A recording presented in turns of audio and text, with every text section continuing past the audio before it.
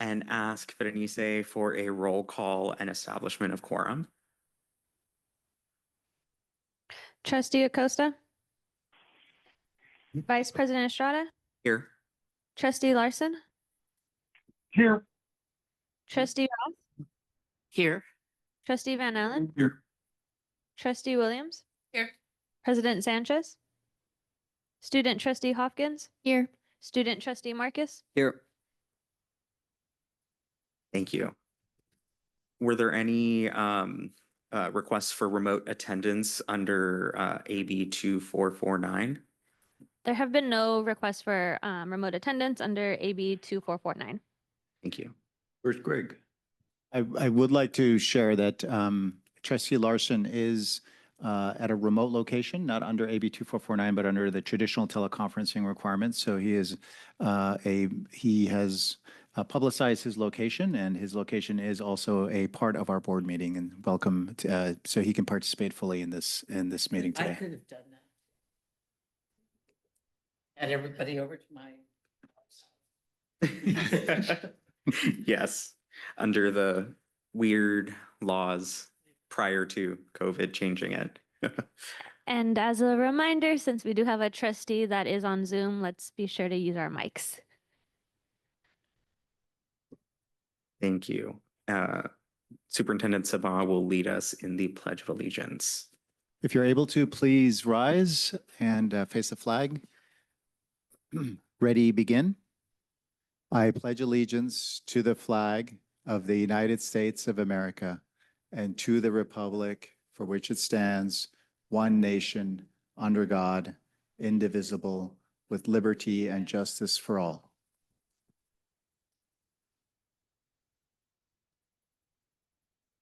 Thank you, Dr. Sabah. Is there a motion for approval of the agenda? Or any move. additions? Motion by Trustee Williams. Second. Second by Van Allen. Is it a roll call or a? It is considered a best practice to do roll call whenever there is a teleconference representative. So we'll be doing roll call for all action today. Got it. Student Trustee Hopkins? Aye. Student Trustee Marcus? Aye.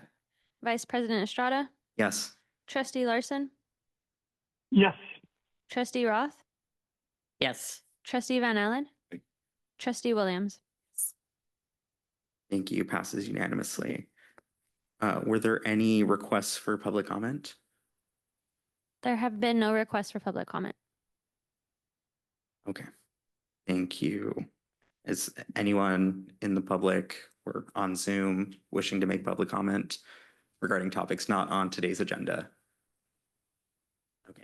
Hearing none. Is there a motion to approve the consent agenda? Motion by Van Allen, I'll second. seconded by Roth. Roll call vote. Student Trustee Hopkins? Yes. Student Trustee Marcus? Aye. Vice President Estrada? Yes. Trustee Larson? Yes. Trustee Roth? Yes. Trustee Van Allen? Aye. Trustee Williams? Passes unanimously. Thank you. Was there any correspondence within 72 hours of the meeting? There have been no additional correspondences. Vice President Estrada? Thank you. Student trustee report for our amazing student trustees who have done amazing this past year. Sorry, I don't know how this usually works. Let's do Trustee Hopkins. I don't have anything to report. Summer, having a really fun summer so far, but I would like to thank everybody for this amazing opportunity. I definitely will be taking this experience with me throughout my future and always remember it. But yeah, I want to say thank you and I really appreciate it. Thank you. Thank you, Trustee Hopkins. Trustee Marcus. Yeah, I share the gratitude also. This has been a really amazing opportunity. I I definitely plan at some point to potentially join a board or use these skills that I've gained throughout the year. And it's also just been a great opportunity to be able to contribute to the community and represent my peers this way. So thank you all. Thank you, Trustee Marcus. Thank you.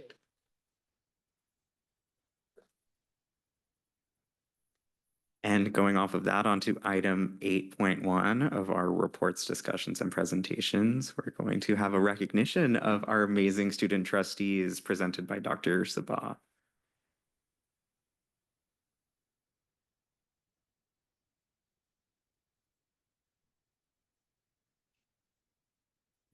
Thank you so much, Vice President. It's really an honor to speak with the board and to recognize our amazing student trustees. This has been a year of firsts in some ways. Last year was the first time we had a student trustee. This year was the first year we had 2 student trustees. And so having a representative from our alternative education program with Natalie Hopkins, and of course with Ruben Marcus, who is representing us as kind of the student at large from all our schools. And so having 2 student members, they've represented students across the county and in our alternative education programs with grace and with just wonderful positive participation and thoughtfulness. And we're so grateful for the time, especially since we know that you have, this is having been your senior year, all your additional competing responsibilities and being able to come in and provide us with reports and updates as to all the things that are happening in your lives as well as happening for students across the county. And so we're extremely grateful for the time and effort and for being the voice of students across Santa Cruz County. So one thing that we wanted to do this year as a way of recognizing your contribution was the establishment of a special plaque that is going to be joining, kind of be added to our plaques outside, where we're going to be identifying all the student trustees that have been representing us here at the County Board of Education. So I'm going to ask Nick to share this. So this is called a perpetual plaque, meaning that it's going to live on forever and ever. Yes. And so you see that our first student representative on the perpetual plaque for 23-24 was Oscar Alvarez Delgado. And this year, representing Santa Cruz City Schools was Ruben Marcus and Natalie Hopkins for representing our alternative education program. And so this will be in the hallway to recognize your contribution as our student trustees. So congratulations.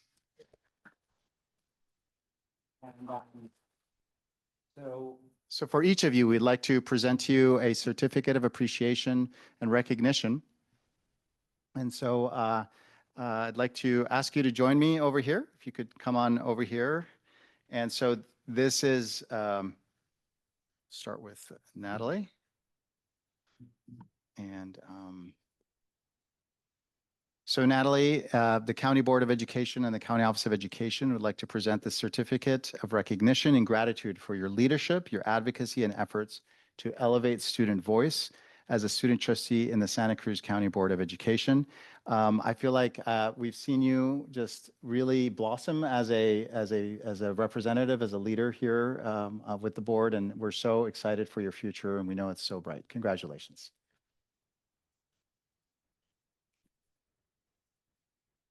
And then I'd like to ask Ruben to join me as well. And again, on behalf of the County Board of Education and the County Office of Education, in gratitude for your leadership and advocacy and efforts to elevate student voice as a student trustee. I know that you are on your way to Duke University, and we're very excited for your future, Ruben, and know that we look forward to you coming back someday and sharing your wisdom and your leadership. Congratulations. So we're hoping to take a picture for the full board, if that'd be all right, if we could join us here in the middle and we can have our student trustees, if you wouldn't mind coming into the middle for a picture.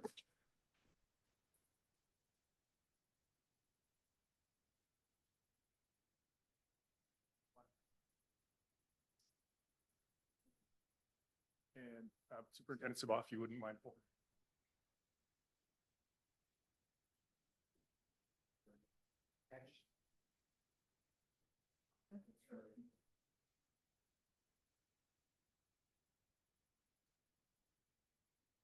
Right here. Got it. Okay, all right here? All right. Thank you guys.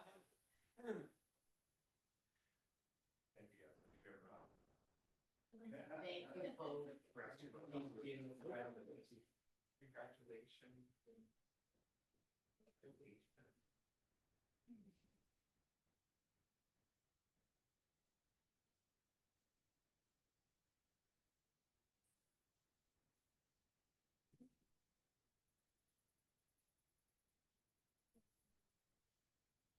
Edward? Yes, yeah, let's get some comments from the board members. Yeah, trustee Roth. I would like to thank you both for the way you've expanded the role of student trustee. And I look forward to those following you continuing in your path.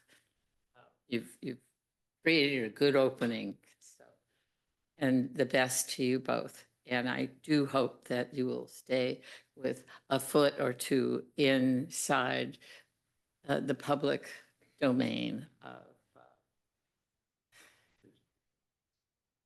education, but being involved somewhere in the community that you reside in.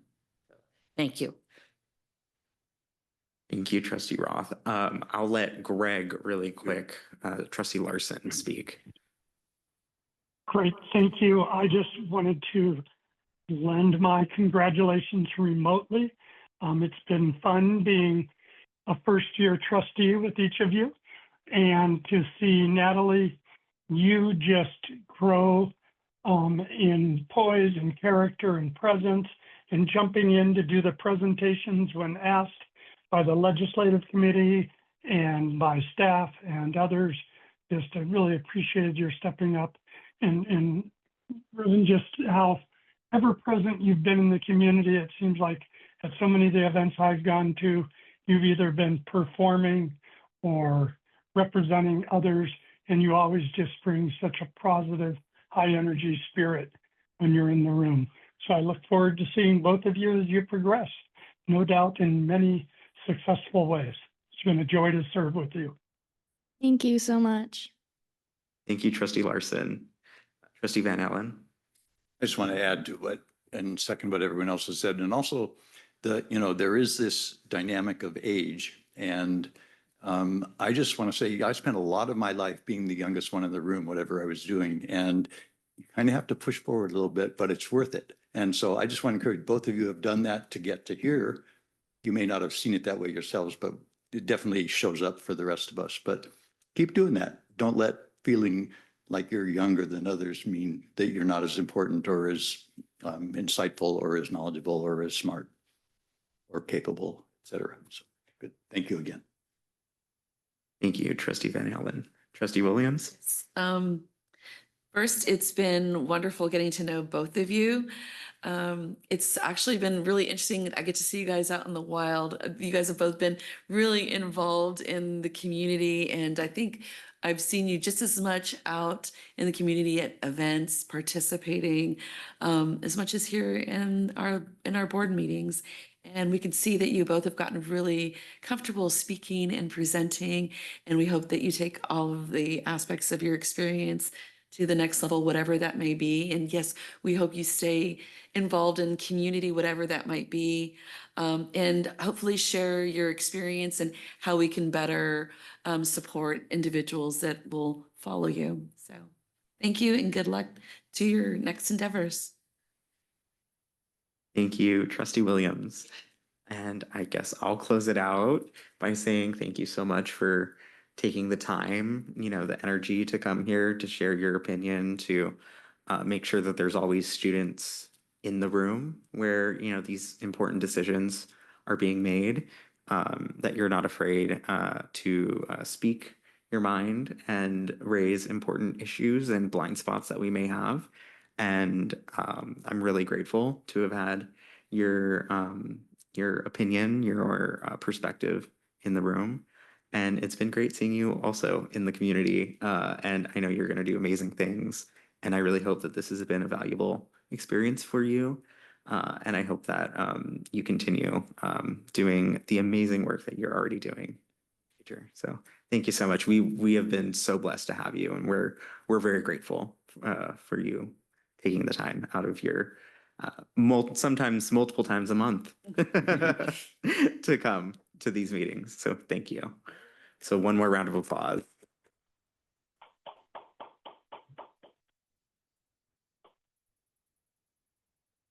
Okay.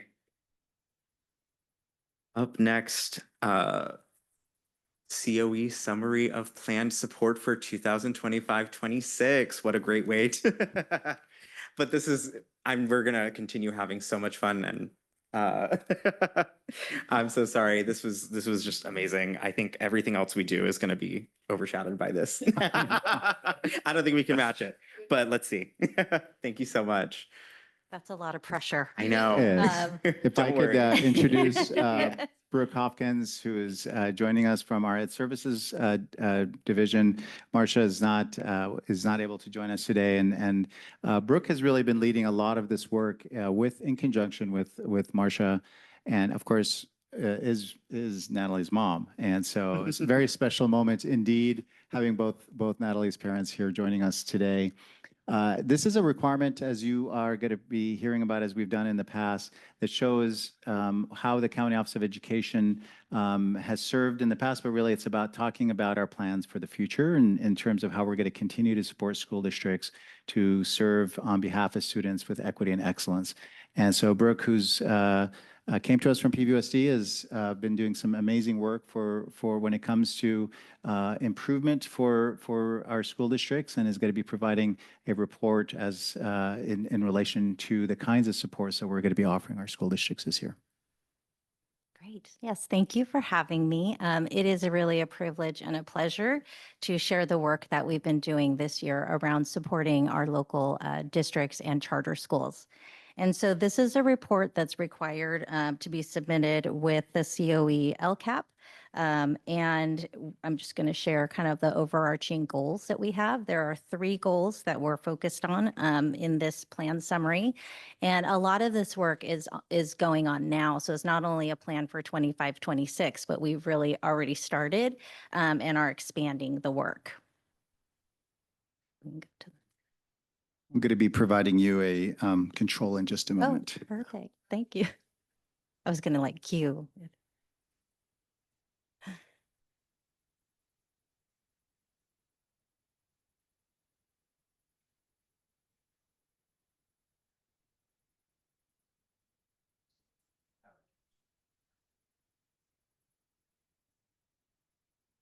Okay, so just for context, when we think about the accountability system that we have here in California, these are some components that are really important for folks to know outside of the education realm. And so the first one is the LCAP, which you've all probably seen and reviewed. As you know, this is a comprehensive document that all districts and charters are required to submit.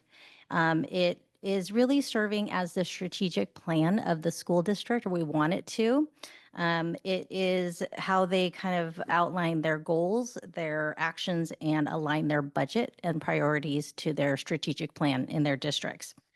The second is the California dashboard. And so the dashboard is a tool that's used to monitor not only academic achievement, but growth from year to year for districts and charters.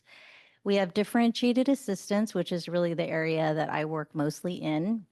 And differentiated assistance is really supporting school districts that qualify for a more intensive level of support based on their outcomes on their dashboard.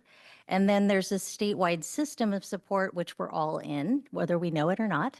And that's the little graphic there on the right, where our districts are working with their county offices, who are working with their GEO leads, which in our case is the Mid-State Collaborative, and then with the state of California. And my job in a lot of ways is to disseminate the information from the state of California to the local charters and LEAs.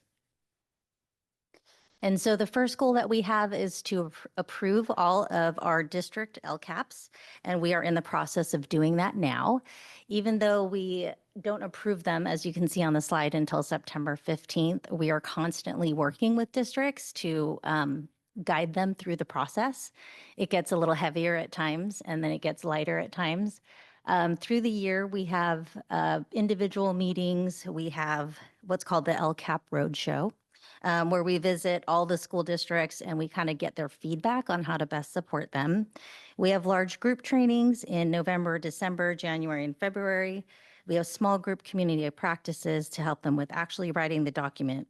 And then we offer what's called early review. So I'm happy to say that I think all but 2, well, maybe 3 districts have not participated in early review. So most of them are already done well ahead of the September 15th deadline. And then their districts approve, their boards approve them June 30th, and then we approve it on September 15th with an official letter. The second goal is around providing technical assistance. So on this slide, you can see the districts that we are providing technical assistance to this year. So we're working with Live Oak, Pajaro Valley Unified School District, Santa Cruz City, San Lorenzo Valley, Alianza Charter, California Online Public Schools Monterey Bay, and SEBA Charter. And those schools have qualified for differentiated assistance in a various kind of categories of student groups. So students with disabilities, English learners, long-term English learners, which is a new category this year that LEAs can qualify in, and foster youth and homeless youth. They can also qualify for chronic absenteeism, academics, graduation rate, and college and career readiness. The qualification is a little bit detailed, but they have to qualify in 2 separate priority areas to get assistance. And so the technical assistance is in the word differentiated because it really is kind of what that district needs at the time. So it's not a one-size-fits-all type of support. We try to target our assistance by having regular meetings with the school, with the districts and charters to examine their data and talk about possible root causes. We help them create action plans. We monitor their metrics. We facilitate team meetings a lot of times because we want the principals and the assistant superintendents to be participants, not so much having to worry about facilitating the conversation. So that's where I come in. And then we also do provide a lot of professional development. We look at instructional practices and we guide schools that qualify for what's called comprehensive support and improvement. Lots of acronyms. All right. We also provide support for the core instructional program, meaning the kind of core academic standards that schools and districts are required to teach through professional learning, through networks like the Multilingual Network, through training and support with our SELPA director, Jessica Little. She provides a lot of support. We're engaging in culturally responsive teaching with our director, Melissa Roberts, in PVUSD in San Lorenzo and at Alianza Charter. And we coordinate monthly professional learning networks to bring together leadership from across our county. And this year, we just finished our big first year of our large math initiative, which has brought multiple districts. I think it's every district actually, except for PVUSD is with us through this math initiative. So we just finished year 1. The next slide is around the budget. So this is the amount of dollars that we use to support Tier 1 and 2 practice, to Tier 1 and 2 supports. So Tier 1 meaning we support everybody kind of in various ways. That level 2 support is for the DA districts, differentiated assistance districts.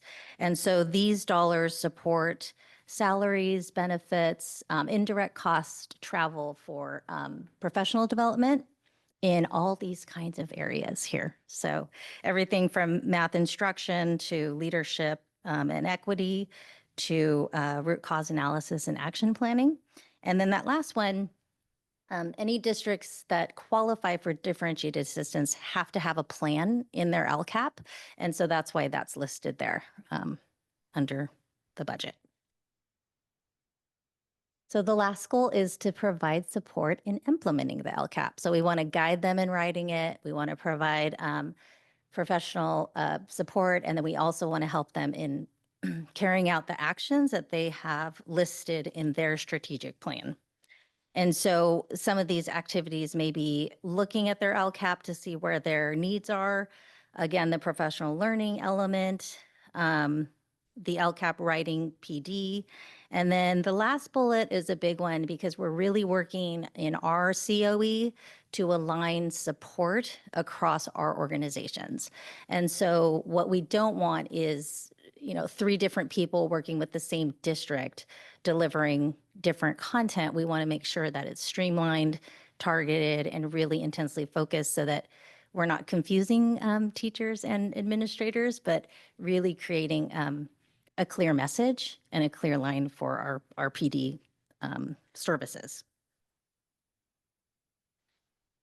And then we have, these are kind of the groups that we use to support our district. So CCEE is one we're working with PBUSD in kind of facilitating some of our meetings. We haven't worked with them since the beginning. We're really on a good roll with PBUSD right now, doing a lot of support with them.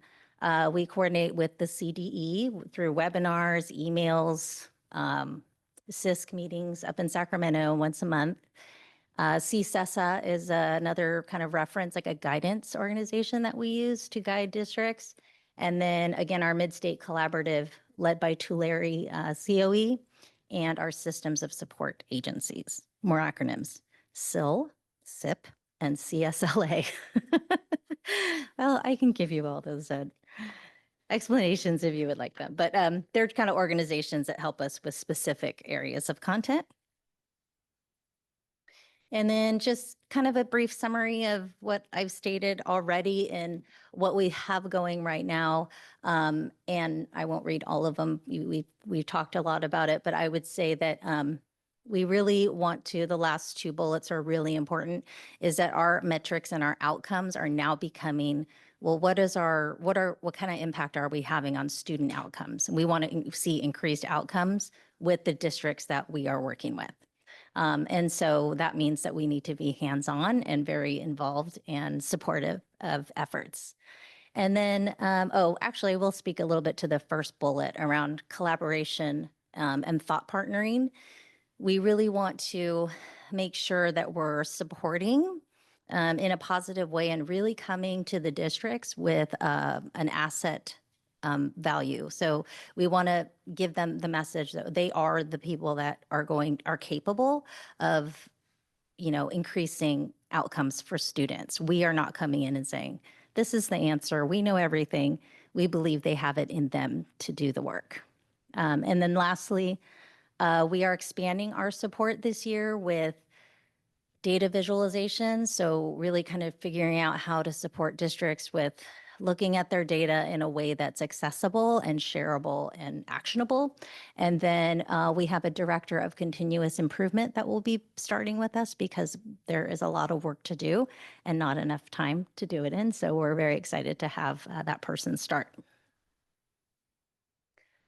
And that's it. If there's any questions, or I'm happy to answer them. Thank you so much. Yeah, any questions, comments from the board? Trustee Larson? I just want to say thank you, Brooke, for the tremendous presentation and the responsiveness to the questions I had a couple days ago as a newbie seeing this for the first time. It all looks great and I'm impressed, and particularly pleased that you highlighted for us kind of the changes for the next year, because I think that's what, as a board member, I'm always most interested in. So thank you. Thank you. Just a comment, plus one, every time I go through, or when I went through the presentation and the information, I write down my questions, and then every time I read further, the answers are there. So very thorough. Thank you so much for providing such a thorough and report. Thank you. And I have a question on the California Online Public Schools, Monterey Bay. I have not heard of this. And I looked around and I couldn't find it. I mean, I found its site.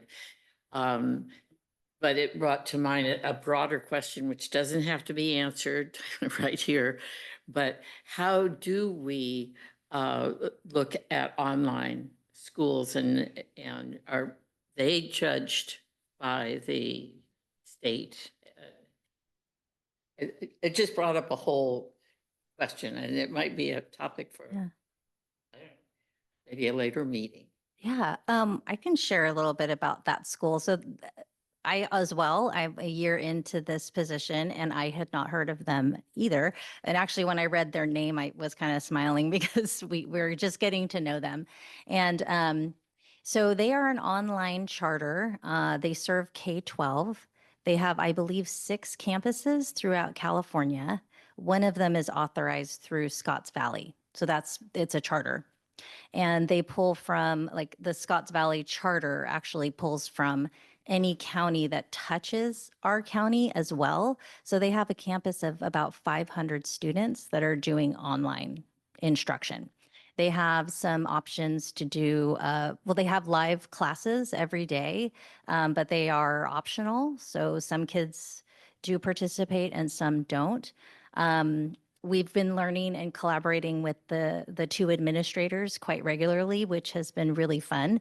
I keep trying to get like drop hints that I want to go visit the classrooms, but I haven't gotten invited yet. But I too am curious about what that looks like. Much of it is asynchronous, meaning the assignments are given and students work on them and then turn them into the teachers.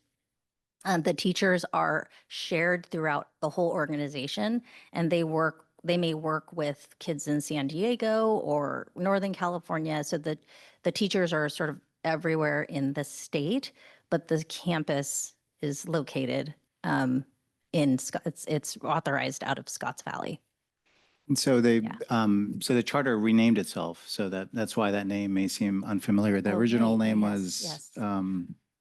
California Connections. Thank you. Yeah. So you may have heard of the previous name Yeah, of it. because and when then you they said, I knew Scotts Valley did do this, but it brought Right. up just a broader the question. same because I know charter- San Lorenzo has a charter that's basically online. How do we? Yeah. Correct. So And it is the same charter as it was, it's just they renamed themselves.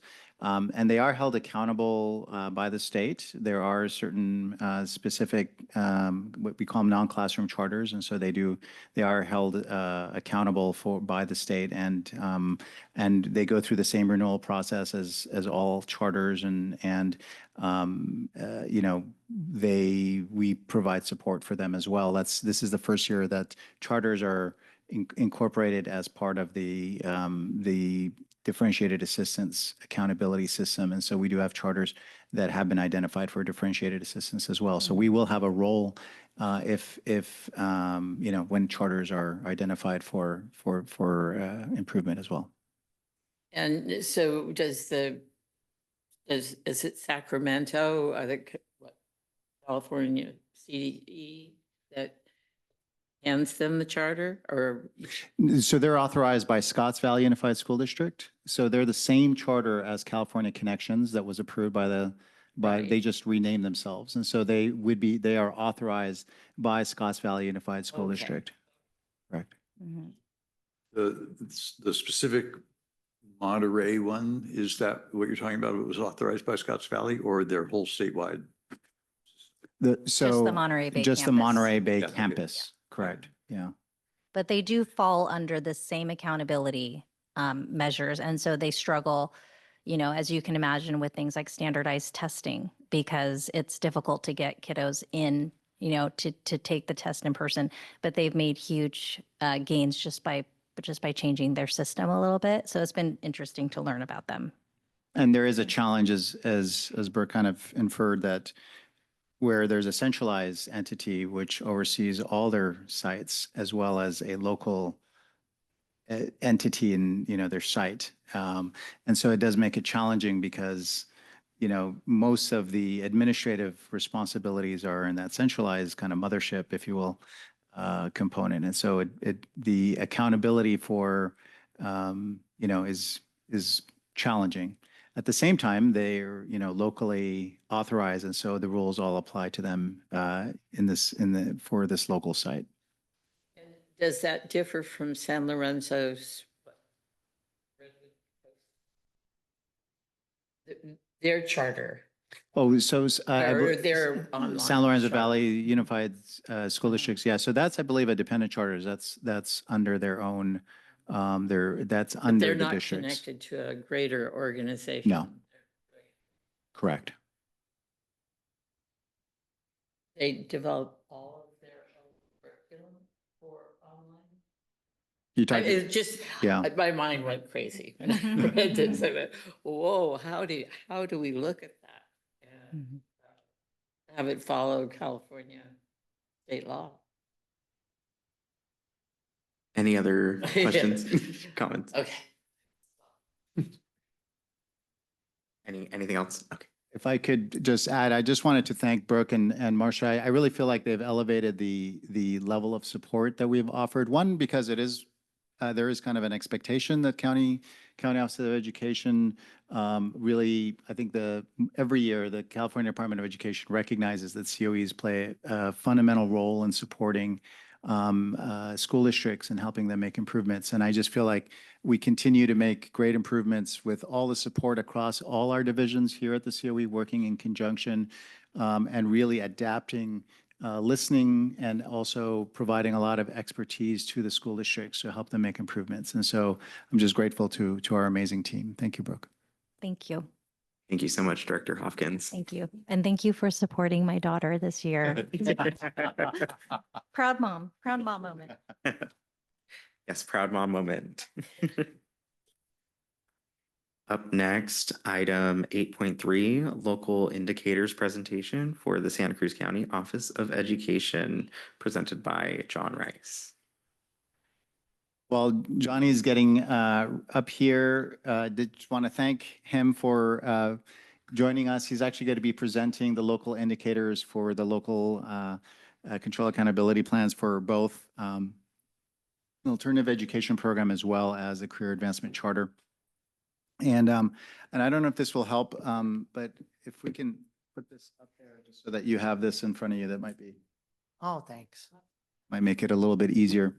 Johnny, thank you so much for being here. Take it away. Okay, I'm trying to figure out how to work the It's stick first.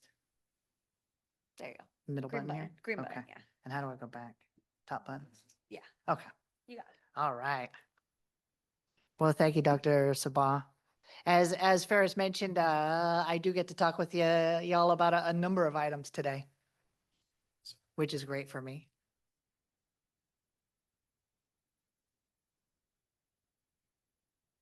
All right, thank you. Good afternoon, everybody. It's great to see you all.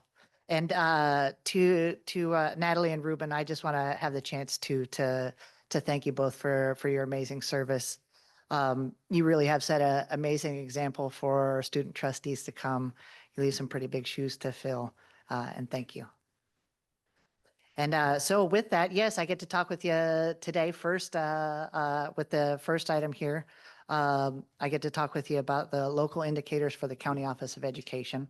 The next item after that, I'll follow it up with the local indicators for the CAC.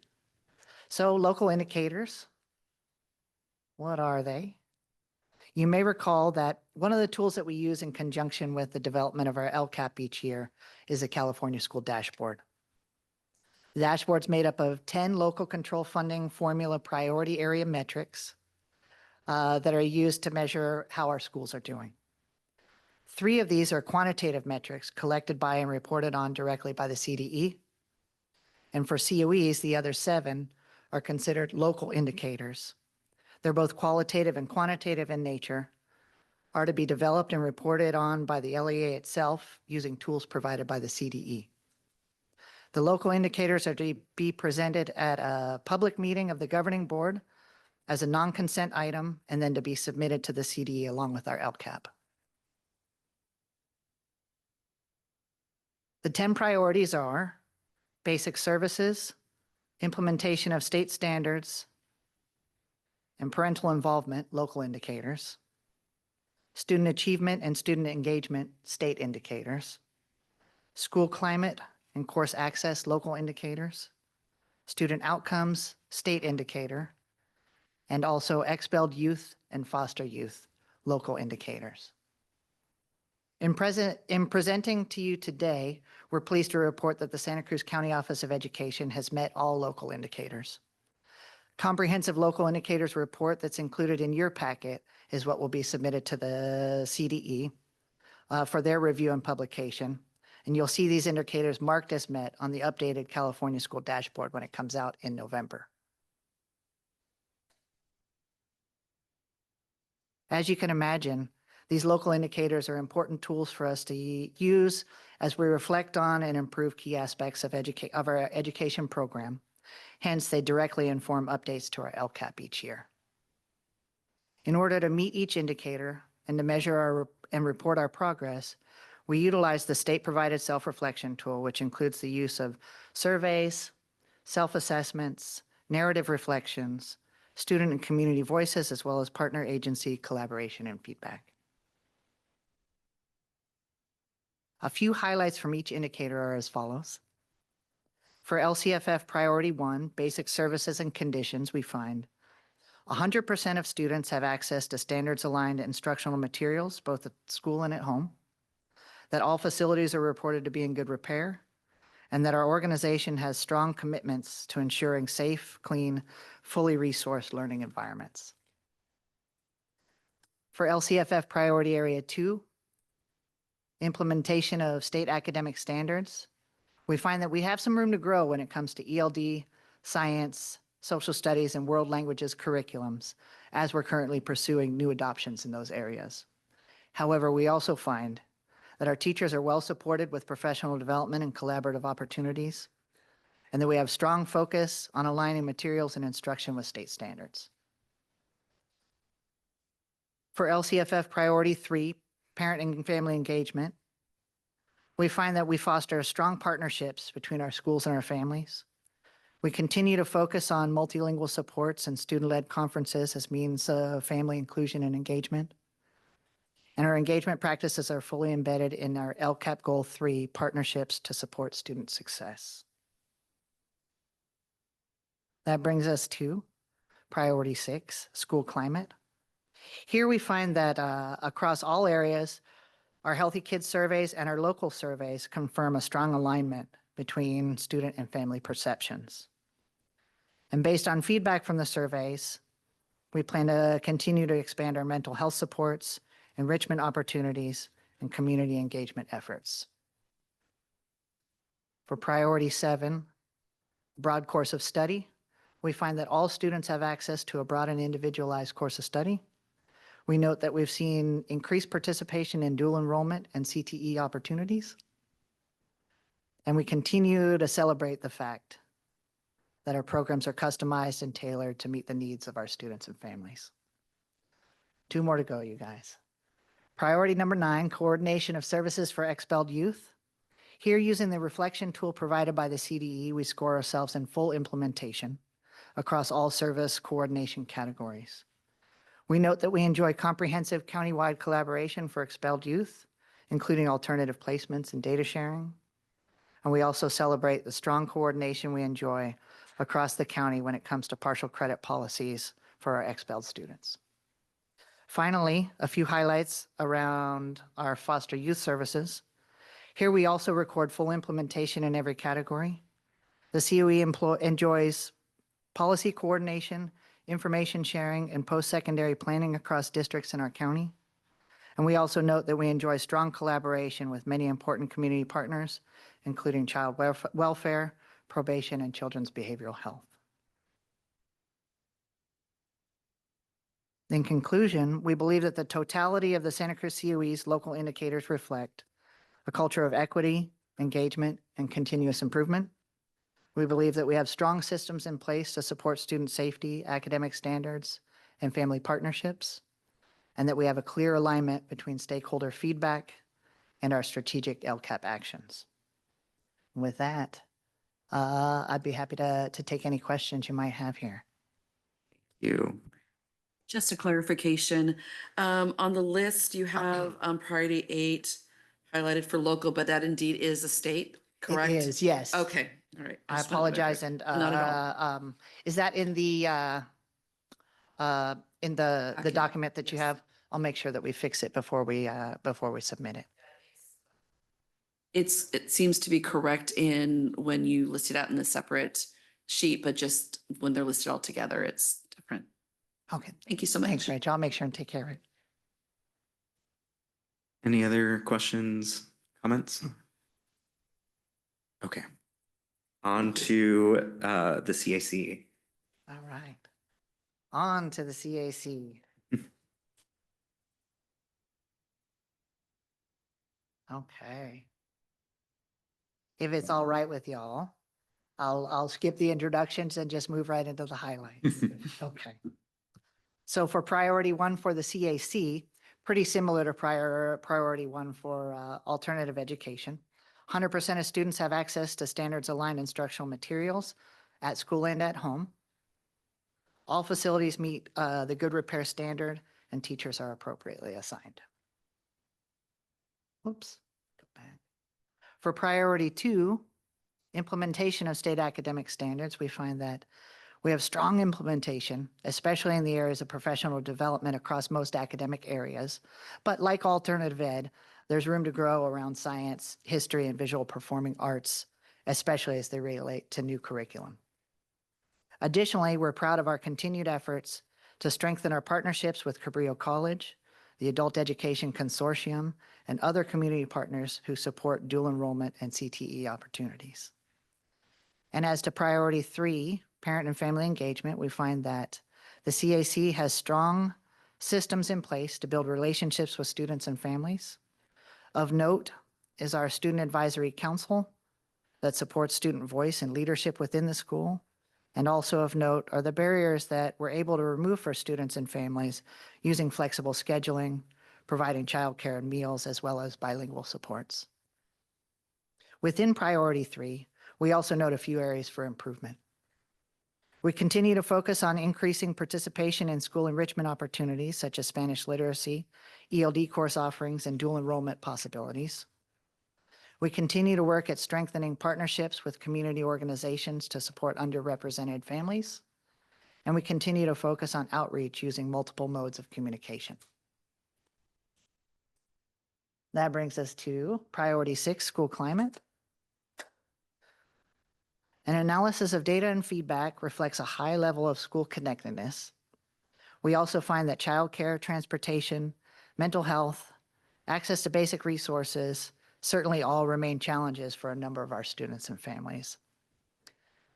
And we affirm that the data collected from these surveys and advisory committees directly informs our continuous improvement efforts. For priority 7, access to a broad course of study, we find students have access to a broad and flexible course of study, including academic, CTE, dual enrollment, ESL, and transition services. We find that barriers for some student groups continue to include work obligations, family obligations, past traumas, homelessness, incarceration, and long-term gaps in education. And those findings lead us to our future plans outlined in the LCAP to expand tutoring, ESL support, and counseling services, to increase CTE and dual enrollment offerings, and to strengthen basic needs supports, early care options for young families, and student onboarding to improve retention. In closing for the CAC, we find that all local indicators have been met and that our reflections reveal our ongoing commitment to equity and access for all students, strong community and family partnerships, continuous professional learning and continuous school improvement, and a student-centered approach to academic, career, and personal success. We'll continue to use data and student feedback to meet the needs of our diverse student population. And as a reminder, the local indicators, once submitted, will be reflected when the new dashboard is released in November. And with that, I'd be happy to take any questions here. Thank you so much. Any questions, comments? And Alan? Trying to trying to picture how the CAC's work fits within the sort of framework of doing these reports. It seems a little challenging because our students are not there on a set program with certain requirements that everybody has to meet to get an official graduation. But is anybody else doing anything like this? Do we have anything to compare our indicators and our outcomes to at this point?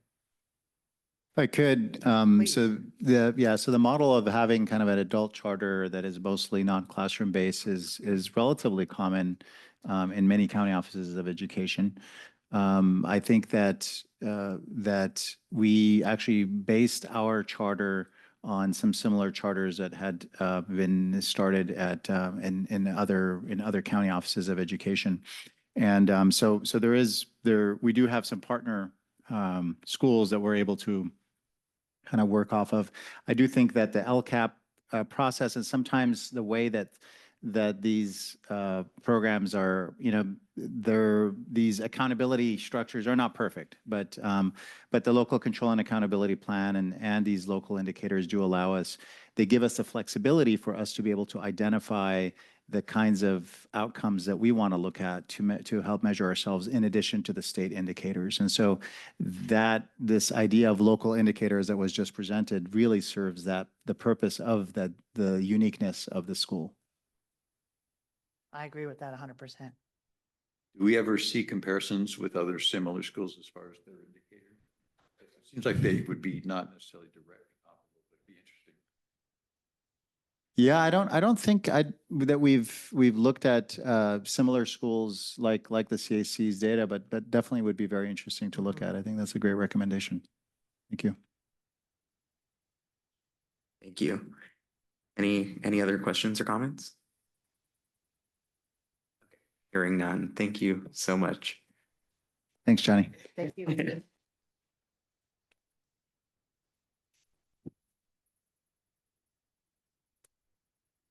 Okay, on to new business and action, starting with item 9.1, LCAP for the COE, presented by Dr. Sabah and Director Rice again. So this really isn't a presentation. As you know, at our last board meeting, we presented the local control accountability plan as well as our budget. So the idea, the way the process works, the reason we have 2 meetings in June is so that we can present this to you and to the community to get input if we do from staff, from the community members, from students, parents, and of course from the board, and allow us to be able to make any changes if necessary. We did not really get a significant, meaningful changes that would alter it. And so it really is the same document that was presented to you 2 weeks ago. And so at this point, we would ask you to, if you have any questions and ask for your support in approving our local control and accountability plan for the Santa Cruz COE. Van Allen? Well, in great appreciation of the work that goes into that plan and the importance of it, I congratulate the staff and move to approval. Okay, motion by Van Allen. Second. Okay, seconded by Williams. And we will do a roll call vote. Student trustee Hopkins, Aye. student trustee Marcus, Aye. Vice President Estrada, Yes. trustee Larson, Yes. trustee Roth, Yes. trustee Van Allen, trustee Williams. Okay, passes unanimously. Thank you all, and thank you for all the work. And then on to LCAP for the CAC. Were there any changes? There were no other changes, and I would appreciate your support for approval for our local control and accountability plan. Are there any motions? I'll make the motion to full accountability plan for the CAC. Okay, motion by Roth, seconded by Van Allen to approve the LCAP for the CAC. Roll call vote.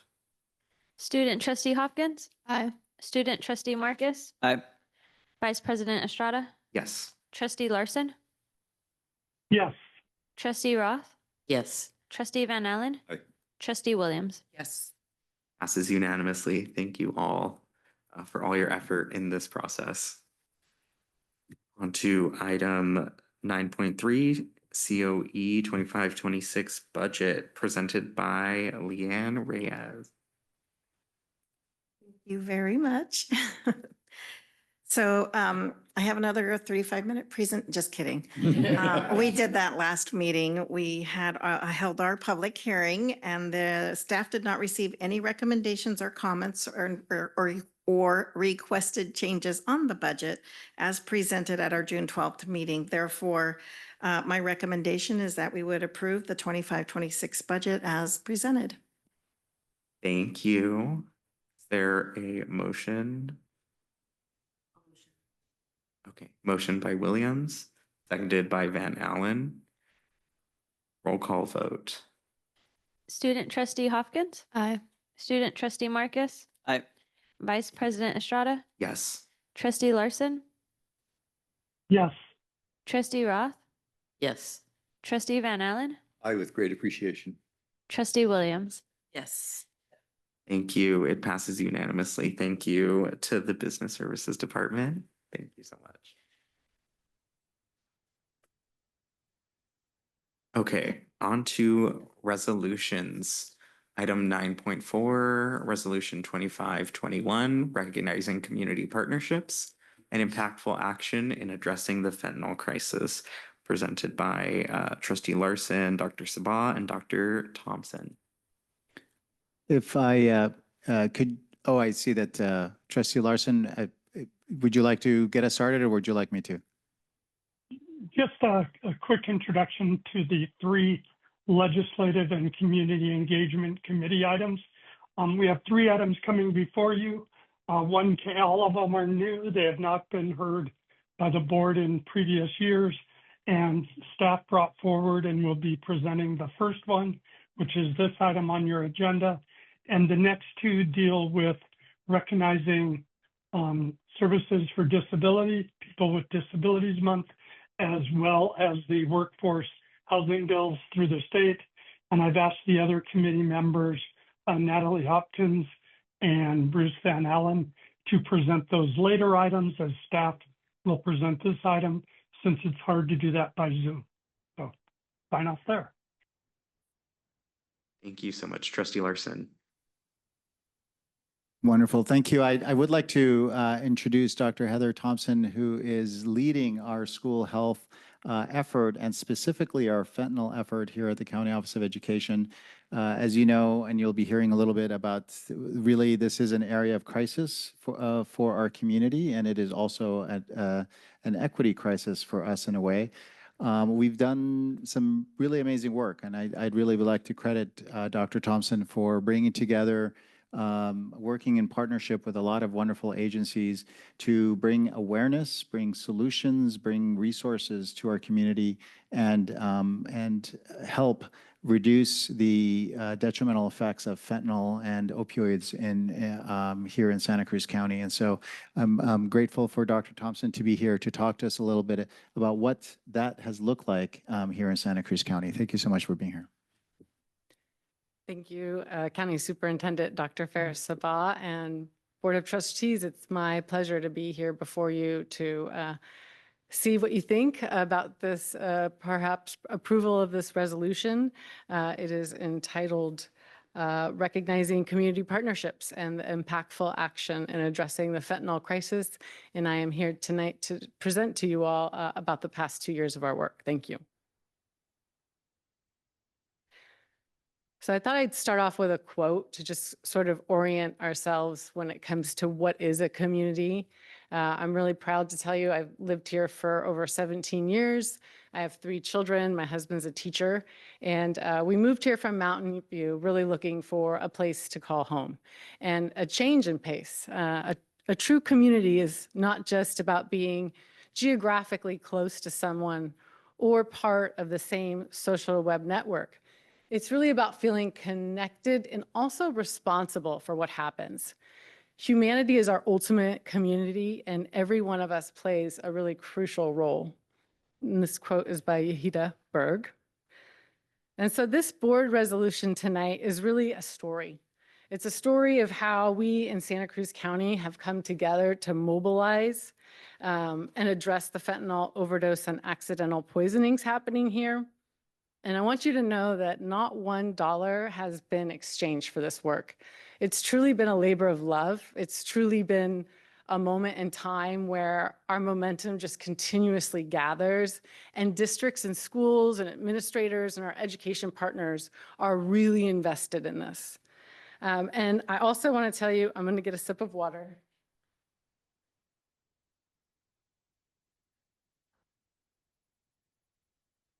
Pardon me. I just wanted to also let you know that this is not easy work. It is not easy to talk about kids doing drugs. It is not easy to talk about kids who are self-medicating because they may not feel good in their own skin. It's not easy for parents to talk to kids about high-risk behaviors and experimentation. And so these past 2 years, community-based organizations, our school districts, our government agencies have really mobilized for the greater good. And we've done this so that our school communities were not only educated, but that our school communities are prepared. And that ultimately our students can make informed decisions, not only impacting their lives, but also the lives of everyone around them. And so our why is because according to the American Academy of Pediatrics, the third leading cause of pediatric death in our 15 to 24-year-old population is overdose and poisoning. So how do we do this? Narcan. And I put some fun pictures because I want to lighten it up a little bit and not make it too dreary.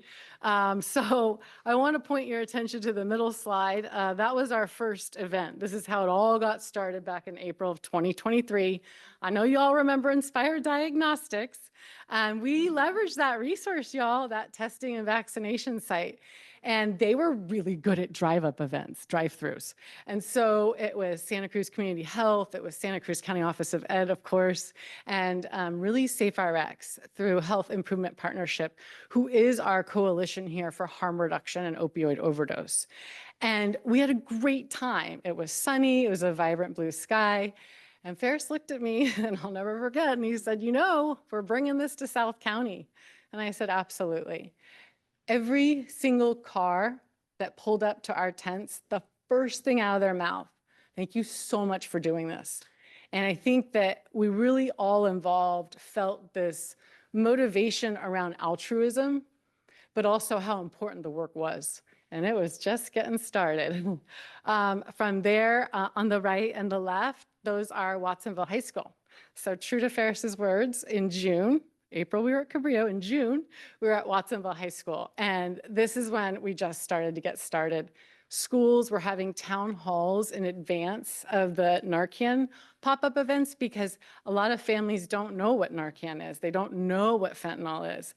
And so we didn't want to ask them to be somewhere on a Saturday when they didn't understand why or what it was. And so just reviewing my notes to see. Then in September, we were at the Tri-Valley campus. Ferris was also there, of course. And all of these events were distributing between 200 and 500 units of Narcan, providing a ton of information. And we couldn't do this work alone. We all had to be there. So many folks, unfortunately, were coming up to the tents and they were in despair, crying. They had just lost someone. And that's when Santa Cruz Community Health really thrived. They had a lot of their addiction medicine providers out there. And we know that if you look at the hot spots with regards to data, it was Dr. Gail Newell, our former public health officer during COVID, who really taught all of us that for opioid prescription management, the biggest areas are Pajara Valley, Watsonville, and San Lorenzo Valley. And we don't know why, we just know that it is. And so this has led our efforts. And little did I know, then it was at New Brighton Middle School in Soquel Union. So we did 4 pop-ups in, I don't know, a very short amount of time. But what I want to tell you is little do we know, the work was just about to get really good. And that is when Fentanyl High was first debuted in May of 2024 at the Rio Theater. This, as you probably know, I'm assuming you've heard of Fentanyl High, but if not, in essence, it's a 75-minute documentary Kyle Santoro at the time, Los Gatos High School student, and he was really tired of hearing the sirens and seeing paramedics rush students away and not to be seen again. He really felt like this is difficult subject matter and created a film with high school students from Los Gatos High School, but also a lot of professionals in that county through public health, through the EMS systems. And it was a very important and potent film. Okay.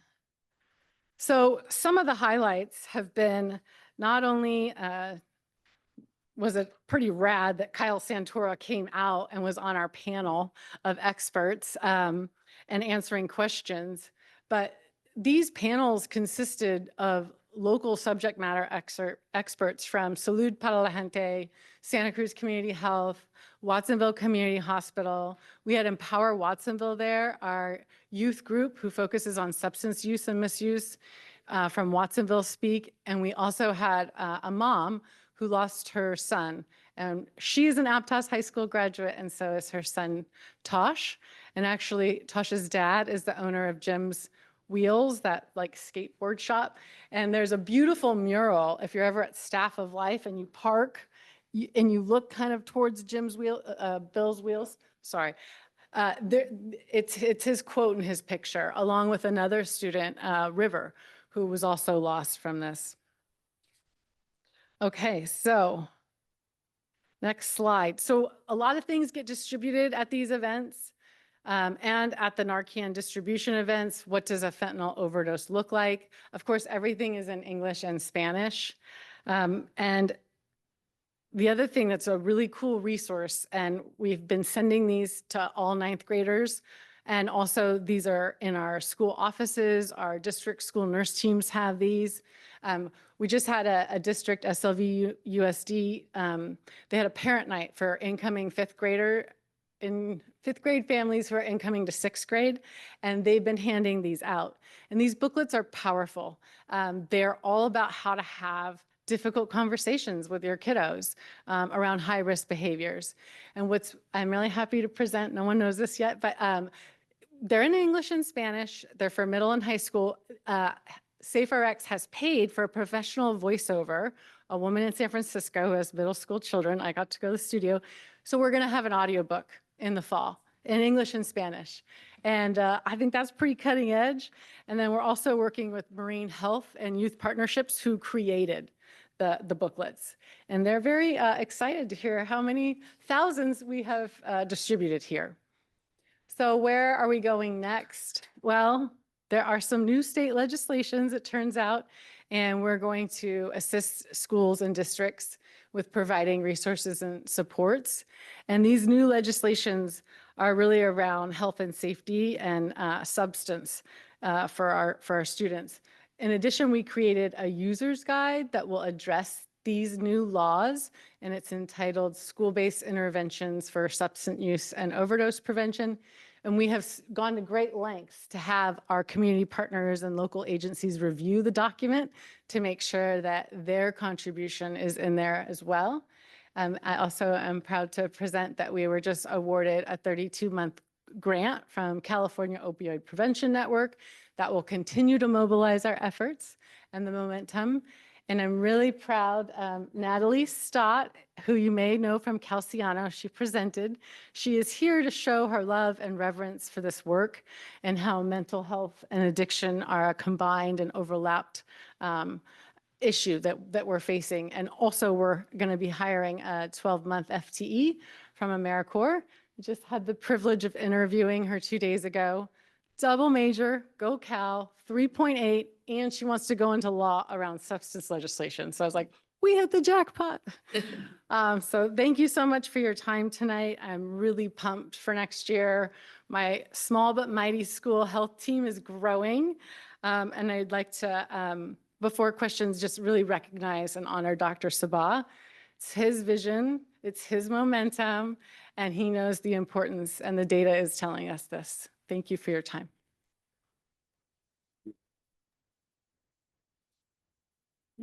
Thank you so much, Dr. Thompson. Any questions? Oh, I see trustee Larson. Thank you very much, Vice President. Wonderful presentation. The committee saw the resolution and loved it. Hearing the presentation and bringing it to life just makes it so much more powerful. And as a recipient earlier this year of the Let's Talk book myself, and going through it, I just want to say thank you for bringing that to the county and the work you and your team and Dr. Sabah have done. And with that, I'd like to move approval of this resolution. Thank you so much, trustee Larson. I'll second. Okay, second by Roth. But let's Just have a comment. Yeah, I think we'll go through comments before we vote. Trustee Williams. You ready? Okay. First, thank you very much for the presentation. Saw the movie Fentanyl High back when I think it was in Watsonville. Very moving and so important for us to be sharing it throughout our county and all the students. A recipient during that process and watching the movie of getting a couple packets of Fentanyl High or the Narcan. Thank you. And sharing it with my student. It's like, keep one in your car, you know, it's not just like, I'm not a big partier, but like, Right. it's always important. And I didn't, sorry. I wanna get really close. Oh, It was on. It was on. It was on. Yeah, okay. yeah. And so thank you very much for doing the work that you're doing. And actually one really quick, are these the pamphlets be available in the wellness centers at the high schools? Absolutely. We're That was- working to build the capacity Uh-huh. of the wellness navigators and getting them trained up in Narcan and connecting them with their district school nurse team. They order the medication. Thank you so much. Thank you. Any other questions, comments? Thank you so much. Oh, we have a motion. Okay. I was thinking if I had any questions, actually. Possibly, yeah, a question. So I'm reading in here, so all county middle and high schools are equipped with naloxone and trained staff. Is there any centralized tracking of distribution of that and like restocking, and how are we exactly involved in that process? Yeah, it's our duty to, at County Office of Education, we're keeping a log. And fortunately, Dr. Sabah and I meet monthly with our school nurse consortium. So we actually, to receive the Narcan for free through the naloxone distribution project through Department of Healthcare Services, you not only have to log it, and they're very precise about the medication because it has a shelf life of 3 years. It's also quite expensive. And we order the most every year, 2,400 units, and the pallet arrived last week. So we always have intention of making sure that all units go out into the community. And the other responsibility that we have in this log is to also communicate with DHCS if one of the units reversed an opioid overdose. And we've had 2 so far that we know of. Thank you. Saving lives. Thank you so much. Okay, so there's a motion on the floor. Roll call vote. Student trustee Hopkins, Aye. student trustee Marcus, Aye. Vice President Estrada, Yes. trustee Larson, Yes. trustee Roth, Definitely. trustee Van Allen, Aye. trustee Williams. Yes. Passes unanimously. Thank you. Thank you, Heather, and congratulations on all the amazing work this last 2 years. Okay, on to item 9.5, Prop 28, Arts and Music in Schools Annual Report, presented by Dr. Sabah and Director Rice. All right, so this is another requirement. As you know, the arts have been prioritized in the state through Prop 28, providing resources to be able to ensure that the arts and music are being offered to all students. And so this report is to share a little bit about how Prop 28 funding has been used and will be continued to provide for visual and performing arts for our students. That sums it up. Johnny? Thank you, Dr. Sabah. All right, Paris. Good afternoon, everybody. It's me again. As Ferris mentioned, this item is to request approval of our annual Prop 28 Arts and Music in Schools Grant Report. Whoops. Go back a page here. This is a standardized report to be submitted to the state annually through their portal and requires these fields only.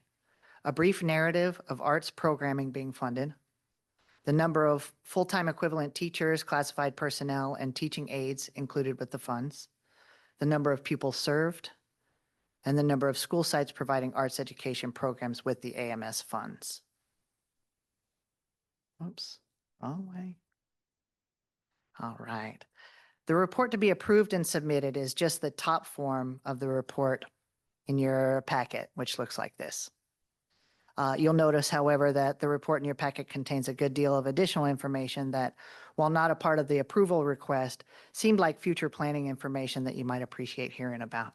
So if it's all right, I'll just talk for a few minutes and share with you where we're going. All right. In order to ensure appropriate use of the funds, we did conduct a needs assessment, which pointed to our strengths and areas for growth in our arts program. As far as strengths go, we found that we have strong partnerships in the arts community. These partnerships provide student access to a diversity of perspectives, talents, and media. Art programming is often collaborative and connected to novels, texts, themes, and ideas, and are often jointly developed with the classroom teacher. Many students and families reported an appreciation for experts and for new skills learned, and some students and families have even reported renewed engagement in school due to art connections. Feedback also provided us with some needs. Identified needs included requests for additional artists and certificated itinerant arts teacher. And while art opportunities are relevant, more opportunities and a focus on relevance is always welcome, as of course is more time and supplies. This led us to our plan for the 25-26 school year. I'm happy to report that we have now succeeded in hiring a 0.8 FTE art teacher who will add to and guide our artist-teacher partnership program. The artist-teacher partnership program connects alternative education teachers and their students with professional artists. Through the collaboration, artists and teachers work together for a semester or a full year to integrate culturally relevant art into the school's standards-based curriculum. This approach, centered on student interests, aims to boost student engagement, success, and understanding. And this is where we plan to continue to leverage our Prop 28 funds going forward.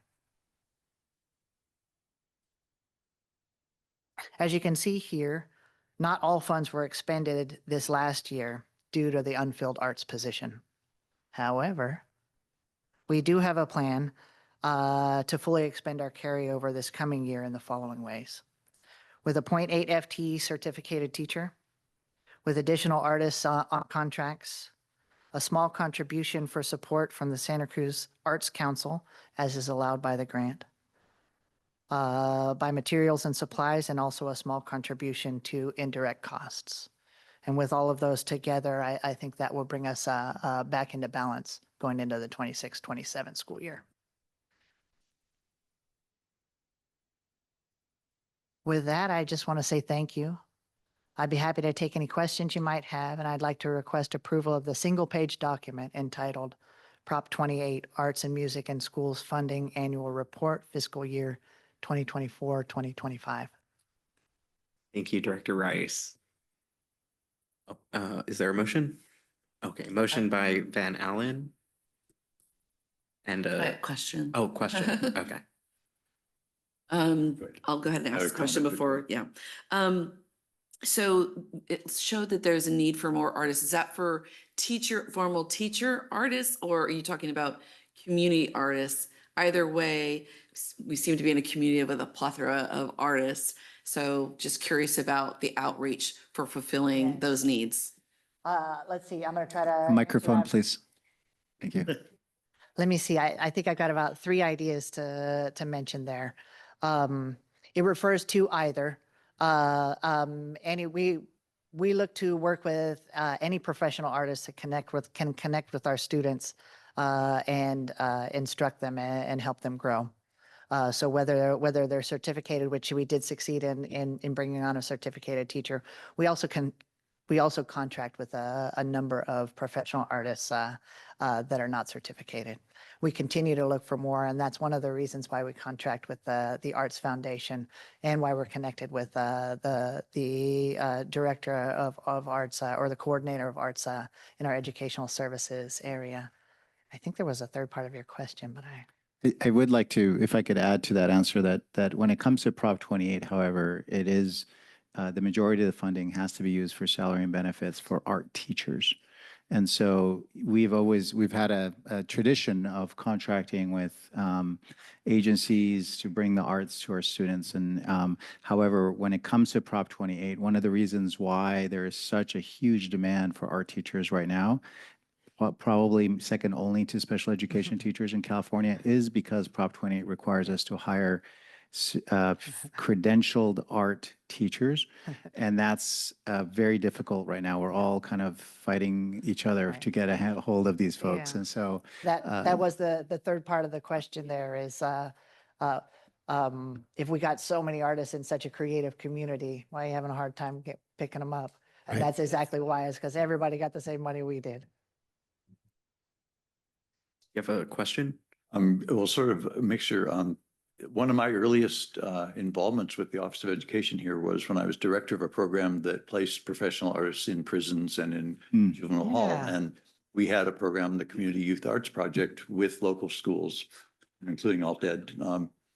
That was back in the late 90s, early 2000s, so a little while ago. But what we saw, both with artists working with inmates in the state prisons and with youth in incarcerated youth, was not so much that doing that made them into artists, but that the process of creating art was one in which they would gain insight into themselves, greater self-knowledge, alternatives to how to express their feelings, including their strong feelings without violence, for example.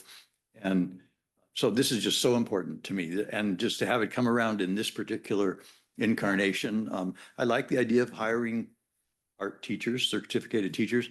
But my question about that is there any provision either locally or in the state for helping professional artists get that certificate? Because that's a challenge in any topic. But if you're a professional artist, you're self-employed, probably you have a whole different life setup than what a teacher on a professional teacher career would expect to have. So it seems challenging to me to get that pool of teachers. And at some point this year, we would love to do a presentation about our EdPath opportunities for folks to get their teaching credential. That we have several programs that can help, let's say, a classified staff member or somebody who has a bachelor's degree to complete their teaching credential in this area. And so that's definitely something that we're looking at and promoting and encouraging. I would like to second the motion. Okay, actually, so was that? She's finished? It was just a question. Sorry. Trustee Roth. Back in the dark ages, we had something called Spectra. And I know they weren't teachers, but somehow it was a wonderful program. But my question is, like with CTE, they don't have to be credentialed teachers, but there's some kind of credential they get. Can that? I don't believe there is a career and technical education art credential. I don't think that's one of the ways. I think they have to get a more traditional But maybe that's a program. pathway. Yeah, I think that they have to get an arts education credential under Prop 28. That's the requirement of the funding. Rid of them So, all. right. All of our art teachers. But we continue to partner with the Pajaro Valley Arts, somebody help me out here. Foundation, is it? And other organizations that bring in artists. We have mural programs that with artists who are not necessarily fully credentialed. But again, when it comes to the Prop 28 funding, which is one of our funding sources, it does have requirements that limit our ability to work with non-certificated art teachers. This is William James Associates. This is one of the That's what I used to- organizations that we work with. That's the nonprofit I That's the used to same be one the you're director of. referencing, right, Bruce? Yeah, we continue to work. We continue to Johnny, work with William if you could. James. We continue They're to not- work with they're- William They're not James. credentialed. They are a nonprofit and they make arrangements to get artists contracts with agencies. So, Okay. yeah, so they Sounds complicated. they bring in professional artists or whatever the situation. Prison or. Yes. We continue to work with William James and the Santa Cruz Arts Foundation and Pajaro Valley Arts in order to bring other artists into our classrooms and to work alongside of our teachers. And this is really not off topic, but a statement. I read a book called Earworm, and it was about San Quentin, and bringing in the arts program there and what happened. And it was, now San Quentin is a prison that actual prisoners want to go to because of the educational facilities that they've developed. Mm. But it's an excellent book. And I Okay. think I'll try to remember, I don't have it in copy, but get the name to you for alt ed program. Terrific. Thank you, Sue. I'll definitely check it out. Significant. And Trustee Larson has his hand up as I just first want to say thank you to Trustee Van Allen for bringing up that clever idea of supporting the certification of teachers, and I look forward to the report back that Superintendent Sabah mentioned. My question is one, and I'm sorry, Johnny, I didn't get this in beforehand. The 20,000 contribution to the Santa Cruz Arts Foundation, is that for services specifically? And if so, is it like the services you were just discussing? Could you clarify that?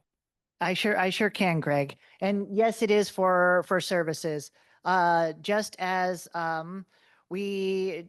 just as Rachel talked about how difficult it may be to find artists. Providing a small contract with the Santa Cruz Arts Foundation is one more way that we can bring in other professional artists from around the county. The word contribution surprised me. It's actually, basically, it's going to be an agreement for services. That's exactly right. Yes. Contribution is probably you. the wrong word. It'll be an MOU.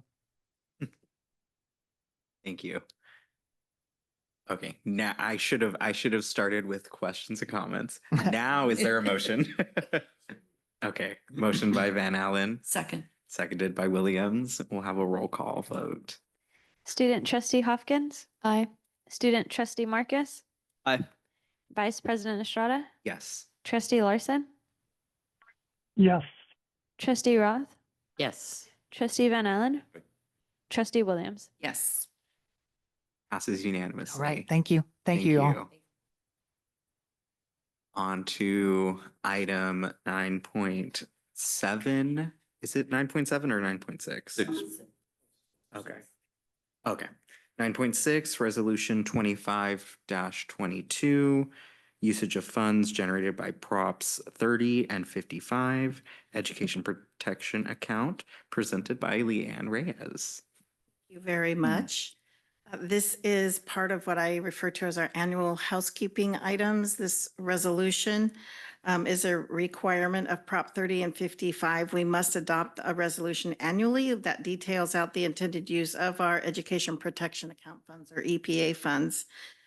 These propositions mandate that EPA funds to be spent exclusively on instructional purposes and prohibit their uses for administrative salaries or other administrative costs. If you refer back to your board packet, however, the attached document is for the current 24-25 estimated actuals, which is the incorrect information as this resolution is to support our budget that you just adopted for the 25-26 uses. Therefore, I'm presenting to you, which I'm going to smile at some of my board members. For you young trustee students over there, this is something you will never, ever, ever see. But tonight we're going to treat you to this special thing. It's called blue sheeting. When you have something that needed to be put in your board packet, but it missed the deadline or it got missed, or in this case, the current year data was attached, but not the budget year data. So when somebody says blue sheeting, literally, we like to print it on blue paper. That in and of itself was a challenge. We don't have much blue paper. And we'll pass this out for you. Okay, so here comes your blue sheet with the correct information. And this is a first for me, by the way, I just gotta say. Well, Not much blue paper because you do such an amazing job at we getting don't these use things. paper. We we Oh, do you don't everything use paper, electronic, period. right? Well, hopefully we won't have to order a big stack of it from here on out. And it is a first for me as well. So here's the document. This probably looks more familiar to what you saw last year at this time in this particular format. So the funding implication also for the budget year, and this particular, the top page is strictly for the alternative education. For Santa Cruz COE, the amount is 3.2 million, 3,283 and $43. And it's going to be used for the exclusive purpose of instructional salaries. Hopefully that stack's making its way around. Yep. And that's all I have to say. And also to clarify, so this was also communicated to trustee Larson, who is here virtually. You will need to be emailed the updated documents. I'll have Melissa Lopez do that for me. Okay. And I apologize, And trustee. Mr. President, if I could abstain from this item when the vote happens, Okay. since I don't have the document. Yeah, that sounds good. Were there any questions, comments from the board as we're looking it over, or should I give us a second to look it over?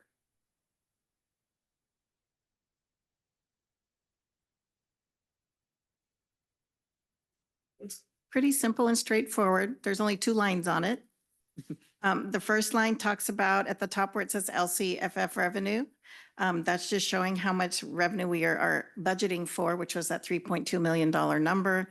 And then the lower half of the form does sort out that all the monies will be spent on one line item only, which is that of instruction, which is function code 100199. And further, it's, well, not disclosed on this actual form, but what I also disclosed to you was that we use it for salaries, instructional salaries.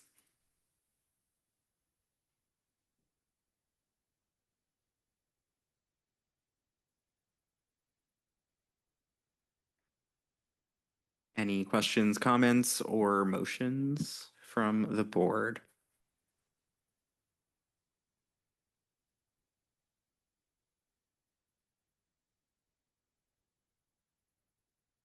I motion to pass resolution 2523. Okay, motion by Williams. Second. I believe it's 25, Or 25, 22. Two. The next one is My 25. apologies. Okay. Motion by Williams. Was that a second by Van Allen? Okay. Roll call vote. Student trustee Hopkins, Aye. student trustee Marcus, Aye. Vice President Estrada, Yes. trustee Larson, Abstain.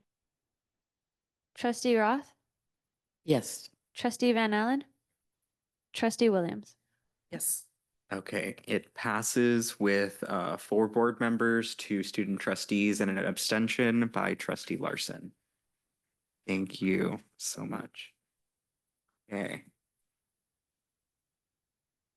Sorry, now I have blue papers on top of my agenda. Okay, on to item 9.7, resolution 2523, usage of funds generated by props 30 and 55. This one, okay. The last one was for the COE, and then this one is for the CAC. Okay, got it. I was like, did I accidentally say the same thing twice? Okay. So that was the second page of the blue paper that we got. Any questions, comments, motions? I'd just like to add that it's the same music, just a little bit different lyrics. It's for the CAC, and the dollar value impact for them will be approximately $43,000.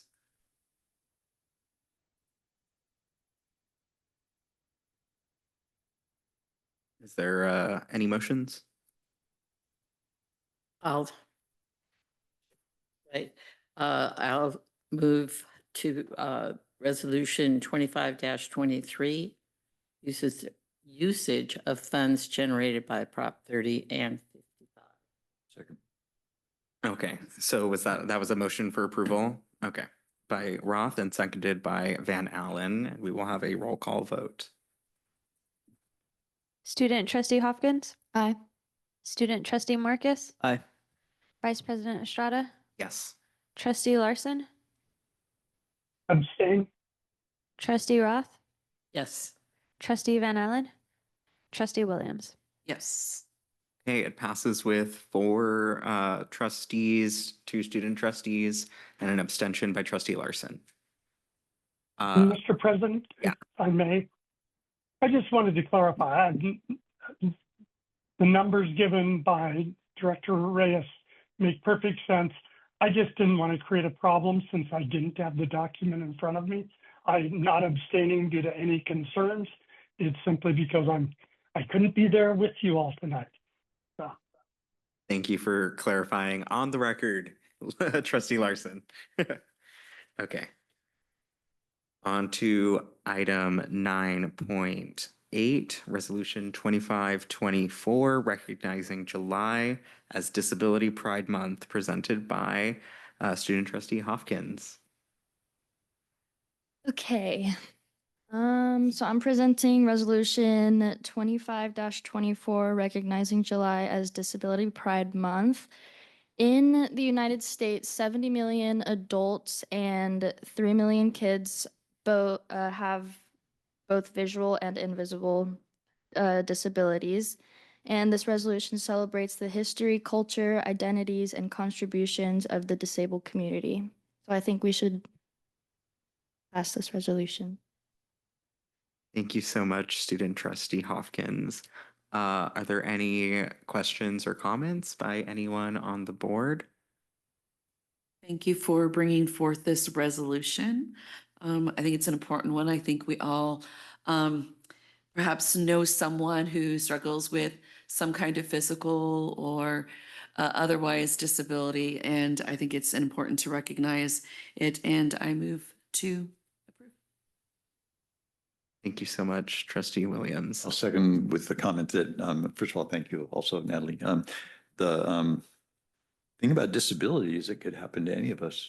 And in some ways, almost any time, given the possibility of accidents as well as diseases and all kinds of other circumstances. So this really is for all of us. That's the way I hold it. Thank you, trustee Van Allen. Are there any other questions or comments from anyone else on the board before we move to a roll call vote? Okay, seeing none, roll call vote. Student trustee Hopkins, Aye. student trustee Marcus, Aye. vice president Estrada, Yes. trustee Larson, Aye. trustee Roth, Yes. trustee Van Allen, Aye. trustee Williams. Yes. It passes unanimously. Thank you. On to item 9.9, resolution 2525, support for ABA 1021 and AB 1381, advancing educational workforce housing solutions, presented by trustee Van Allen. Thank you. Trustees, you all know, as we've talked about before, the challenge that teachers and education staff face in paying for housing, not just in our community, but all over the state and around the country. And there is a movement to expand what's now being called educator workforce housing. And a big piece of it has to do with the schools themselves making use of resources such as spare land. And to build the housing, especially if it's below market rate, to be affordable for the average working person, you either need money or land, one or the other. And districts that have some land have an opportunity here. So that's a lot of what these bills address, along with just other things that districts can do to help promote development or conversion of housing for their staff and teachers. So that's what this resolution supports. These two different bills in the legislature address aspects of these concerns. I do want to mention that, there's one really very minor typo where in the second to last, the therefore be it resolved, it should say these important measures rather than this important measure. But I want to draw your attention to the almost and there, which is a very crucial thing when you're taking positions on legislation, where we only meet every month. Legislation can change quickly. Sometimes bills are completely transformed into other topics. And so this near last clause here, that we are basically, by passing this resolution, authorizing Superintendent Sabah to correct our endorsement stance if necessary, if there's changes in the legislation. And so to me, that allows us to feel confident that we can take this position now and we're not stuck with it forever if the legislation evolves into something that we don't like. So based on that, I would hope the board would support the resolution. Happy to take questions. Thank you, Trustee Van Allen. Are there any questions or comments from, Trustee Larson? Thank you. Trustee Van Allen, great presentation. This is an item we said we'd be bringing back to the board repeatedly. There was a question that Trustee Williams and I heard from Santa Cruz City Schools Superintendent about some concerns with the legislation. I did talk with their trustee who is lead on this issue, and he doesn't oppose the legislation. He just felt it doesn't go far enough to meet the needs of Santa Cruz City Schools. He saw no problems with it, just that he'd like further steps taken in the future as well. So I'm fully comfortable with supporting the resolutions and the legislation as presented. And I wanted to thank Nick for inserting that clause that Mr. Van Allen reflected. I think that's very important in all our legislative actions. And in fact, would like to recommend in the future that the policy committee look at adopting a policy that specifies that on an ongoing basis, so it doesn't have to be included in every legislative piece. A question. How would, thank you for that recommendation for the policy committee. Also, how would that particular clause work? How would the communication go if something were to change and we gave authority for it to be changed sort of on the dime? What would that look like? I think the way it would work, it would be that if, let's say, there was a significant modification to the legislation, that I would be authorized to be able to say, pull your support back, and then I would report to you at the next board meeting that occurred. So communication would occur at the next board meeting versus like an email that would go out and saying, hey, there's a change and we're pulling our support. I'd be happy to maybe do both. That's what I was asking, just what that procedural thing would look like. I think an immediate communication and then a board report would be appropriate. Also, board members can contact Ferris, say, hey, I just heard they just modified that bill and it's gonna be terrible for our county, and we could do that too. I mean, some of us do monitor. It's an affliction, but we do. And Council or Trustee Williams, if I might add, in the city work that I used to do, that was exactly what happened, and that's where this model comes from, where if any agency identified a change in the legislation, the city manager would be empowered to kind of pull the city's name from being an endorser until the council, or in this case, the board, has a chance to reconsider the matter. And typically, I think that, as the superintendent indicated, the manager or superintendent would immediately notify the governing body if that were to occur, and then bring the reconsideration back at the next meeting. Thank you very much. I would second the motion. Okay. I will also say just my own comments that I think that legislation that advances housing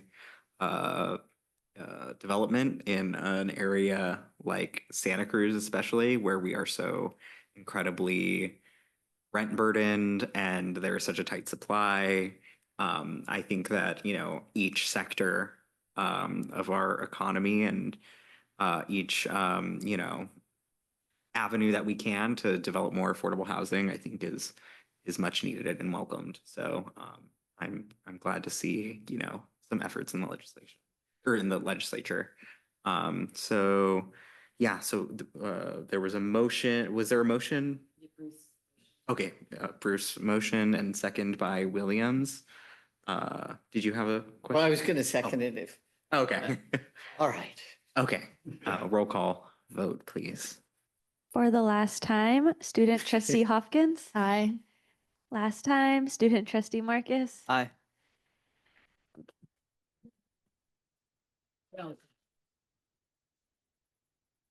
Vice President Estrada. Yes. Sorry, no clapping. Trustee Larson. Yes, but with a softening heart for losing our student trustees. Trustee Roth. Yes. Trustee Van Allen. Aye. Trustee Williams. Yes. Passes unanimously. Thank you. Thank you to our student trustees again for all of your ayes and nays and votes with us. Thank you. Okay, on to the superintendent's report. Since I provided a comprehensive report at 2 weeks ago, I was just going to share just a reminder about some of our upcoming events. We've launched our Student Trustee Academy and Andres Ortiz, and also PVUSD, former PVUSD student trustee Daniel Esqueda is joining us as a co-presenter and is doing an outstanding job. So today we had our second meeting, and we have 14 students participating and who are very interested, many of which have shared their interest in applying to try to fill the shoes of our amazing trustees here. So we would, if you're interested in coming to, you know, drop in, it's taking place at Cabrillo, please let us know and we'd be happy to welcome you. And of course, as always, Trustee Van Allen is going to be working with the students on their public speaking skills. Love for you to join us for the Stuff the Bus campaign. We're starting our launch on July 1, but the actual Stuff the Bus event is taking place on August 2nd. So you're going to be seeing lots of information that Nick and our communication team is putting out there. And then for the beginning of the school year, COE All, our staff kickoff is going to be on August 5th. Our county board conference, CSBA. CSBA conference is taking place September 5th through 7th. And then Santa Cruz County Administrators Kickoff is on September 11th. And then the state CSBA Annual Education Conference is going to be, do we not have the dates yet, or we didn't put them in there? I think we have the dates, but they're not on there yet, but they're usually the first week of December. So would love it for you to join us, and thank you for all your support and all the decisions you made today. Any questions for me? Will you be asking for donations, monetary? Not officially, of course, but yes. No, I mean, Yes. should we do that through the COE or directly to United? Are you talking about the Stuff the Bus? Nick, why don't you give us an update on that? Thank you for the question, Trustee Roth. And yes, of course, all donations go to United Way. However, the COE does have a custom campaign page that we share internally with our staff, and we will be sure to share that with the board as well. Thank you, Nick. And that is it for my report. Thank you so much. Okay. Thank you so much, Dr. Sabah. On to trustee reports. I will start off by saying next month will be my last meeting because I'll be moving to Philadelphia at the beginning of August. So next month is my last month here in Santa Cruz, which is bittersweet, but it's been amazing. So yeah, and talking about things, not much has happened in the last 2 weeks. So I think I'll leave my report at that, but I'm excited. I will still be here for the Stuff the Bus. That's a couple days before I leave in August. So I will be here for that. That's my trustee report. Well, I don't have any activity report, but I will say that it's, I think we've known each other since it's been for like 6-8 years through the DCC, but it's been a pleasure being a sitting partner here on the board and learning from you, and we'll certainly miss you. And I'm sure you'll be by hopefully to visit us and give us updates on your progress. We're so proud of you. We're so excited for you. That's all I have. Pretty much the same, just like saying goodbye to some great people that have been here. One more time, Edward, and I really appreciate your service. I stepped up, even if it was short. And I pretty much have nothing to report either. Well, actually, I got to wear the cool new t-shirt. Yeah. I too will really miss you, and I expect great things of you and you and you out there somewhere. Please stay in the public eye, arena. Voices like yours need to be heard. There will be a going away party for Edward on July 28th from 5:30 to 7:30. SESBA is doing it. It will be at the Abbott Square outside. So anyway, and then just going on into September, and we need to think about who will step in for Edward with SESBA, Santa Cruz County School Boards Association. But there'll be a hybrid meeting on September 8th at 6:30. It'll be here in person or hybrid. And nothing. Thank you, Trustee Roth. Any ad hoc standing committee? Oh, Greg, I am so sorry, Greg. Hey, I hate meeting by Zoom. I look forward to being back with you all for our vice president's final meeting. And I'm assuming we'll have additional opportunity to sing your praises and well wishes, thanks, and how much it's been great to get to know you at that time. But I've sort of said now, but I'll also say then. And the only thing I wanted to mention is that yesterday, CSBA did sponsor an inside look at the June policy update. That was an online webinar, which I could do from here. So that's my only activity report since I've been traveling since our last meeting. Thank you so much. One other thing, I was wrong on the title of the book. It's called This is Ear Hustle, and it's written by Nigel Poor and Erlon Woods. And I will get that information to Johnny. That'd be a good addition to the library. Thank you. The San Quentin story. Yeah, sorry. I speak from a busy brain. Thank you, Trustee Roth. Any ad hoc standing committee reports or actions? Okay. If I So, could just be Yeah. brief, Mr. President. yes. For the Legislative and Community Engagement Committee, we don't have any items specifically planned other than recurring items from last year. But I did want to just take this opportunity to also single out Trustee Hopkins for twice now stepping up to present resolutions and doing a great job both times on behalf of the committee. So thank you. Thank you, Trustee Hopkins. So next schedule of meetings, our next meeting will be July 17th here at the COE.